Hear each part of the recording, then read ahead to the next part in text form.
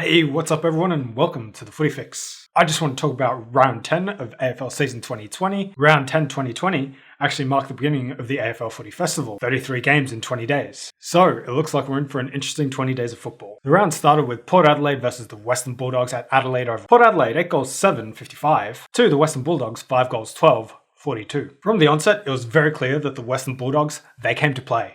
They really took it to Port in the first half of the game.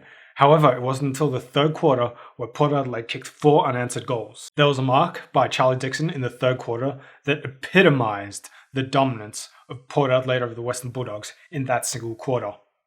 In the fourth quarter, the Bulldogs started to come back into it, but it just wasn't enough and they just weren't kicking straight enough. This was a tight contest, and I've been critical on the Western Bulldogs being unable to take it to the top teams in the comp. I will say this though, the Bulldogs fought this match with a lot of spirit. And they really did take it to Port. Next game was at Metricon Stadium, Richmond versus the Brisbane Lions. Richmond defeated the Brisbane Lions, 12 goals 10-82 to 4 goals 17-41. 17 behinds from the Brisbane Lions. It was at the end of this game where the fact came out that the Brisbane Lions are actually the most inaccurate team in the competition this year, at least up until round 10 of the 2020 season. Now, there's a bit to unpack here. The Brisbane Lions actually looked good in the first quarter. However, it all fell apart after that. It was just a few weeks ago where people were just beginning to write off Richmond, and now they're sitting inside the top 4. The Tigers really sent out a message with this 41 victory against one of the ladder leaders in the Brisbane Lions. This was one heck of a statement. Now, this game was full of highlights from the Richmond Tigers, but I just wanted to single out Shai Boltons' 70-metre goal. Check it out, it's amazing. I want you guys to sit down and really think about the stat. 4 goals 17. That's 21 scoring shots. Not including the kicks that didn't make a distance or got kicked out on the full. That is 21 scoring shots. Richmond, 12 goals 10. That's 22 scoring shots. So the Brisbane Lions really shouldn't have lost by that much. Their inaccuracy in front of goal cost them a lot of percentage. Another point of conversation was Lynch shoving a Brisbane player's face into the turf. He was charged with misconduct. I really didn't like this for the look of the game. And I know some people may not want to talk about this, but the sexual misconduct by the Richmond players in the team song at the end of the game. Chol released a statement saying that he does not wish to take action against his teammates, but it wasn't just Chol that was receiving this type of treatment. It was other players as well. I've never played footy in my life. I've never been in a team sport. I've never been a locker room guy. Are these things normal in the locker rooms, guys? You'll have to let me know. I'd love to hear your opinion, especially if you play team sports and you're into the whole locker room thing. And this was another game where Dustin Martin showed us why he is the best player in the league. The next game was Geelong versus North Melbourne. Geelong, 12 goals, 13, 90 points. Defeated North Melbourne 9 goals, 3-57. Myers and Hawkins proved to be the difference, kicking a combined total of 7 goals between them. Myers kicked 4 and Hawkins kicked 3. Ben Brown was back in the action this week. Unfortunately, he went down with a knee injury in the first, which was hard for North Melbourne to recover from. The next game was Adelaide versus Melbourne in Adelaide.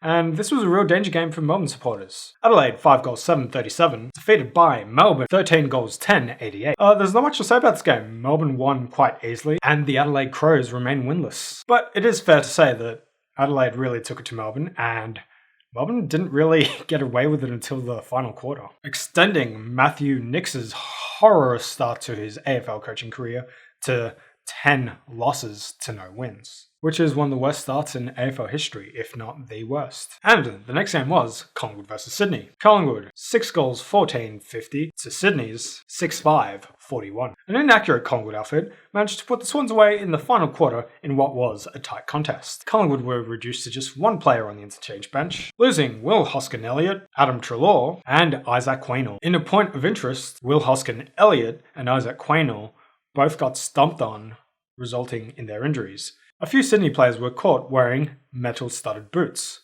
which are actually illegal. So the Sydney Swans can expect to get a fine from that one. Isaac Quaynor's injury was actually quite sickening. I'll put a picture up. Look away if you're squeamish. I will let you know when it is safe to look again. And it is now safe to look at. Now, this was actually a really tight contest. It wasn't until the final minutes of the game where the second coming, Joshua Daicos, kicked a very Daicosian goal to put the final nail in the coffins to the Sydney Swans for the Collingwood victory. Seriously, do yourself a favour, check out the goal, it was really cool. A few weeks ago, Alistair Clarkson copped a lot of flack for saying Tom Paply was the biggest stager in the league. He actually received a free kick for in the back, and it was quite obvious that he staged for it. And Tom Paply, he has received a $500 fine. Let me know what you guys think about this. The next game was the Suns versus Saints. This was 100% match of the round. The Gold Coast Suns scored 11 goals 8-74 to St. Kilda's 12 goals 6-78. In all seriousness, it's a really good game. Butler turned out to be the match winner for the Saints, kicking 4 goals. And check out his 4-goal haul. It was actually pretty cool. This was a really good game. Check it out on replay if you can. There were lots of good goals scored. But the Suns, they did an amazing job. I mean, I just can't help but feel for the Suns. They really took it to one of the top teams in the comp, and they just came out short. The next game was Essendon versus the GWS Giants. This was actually a really good game to watch, if you can get past that first quarter, where a grand total of 4 behinds were kicked by both sides combined.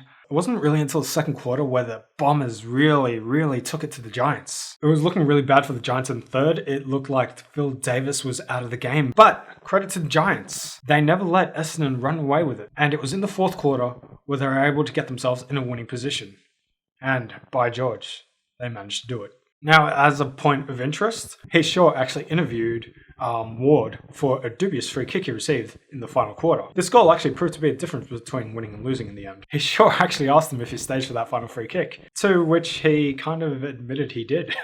Check out the post-game interview, guys. It's quite interesting. Do you think Ward will get a fine for staging? Was this fair play? I mean, the contact was there. I'd like to hear your thoughts and opinions. Let me know. And that was round 10 of AFL season 2020. That's it from me. See ya.